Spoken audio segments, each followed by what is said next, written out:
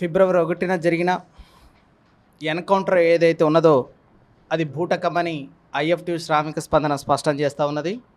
అక్కడ స్వచ్ఛంద సంస్థ హక్కుల సంస్థ అక్కడ నిజ నిర్ధారణ చేసింది.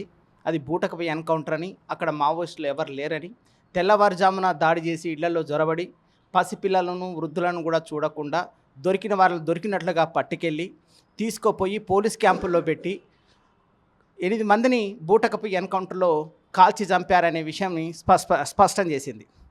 దీని నేపథ్యంలో మేము డిమాండ్ చేస్తున్నాము, అది బూటకపు ఎన్కౌంటరా కాదా నిర్ధారణ చేయాల్సిన అవసరం మరి సుప్రీంకోర్టు జడ్జి చేత న్యాయ విచారణ జరిపించాలని డిమాండ్ చేస్తున్నాం.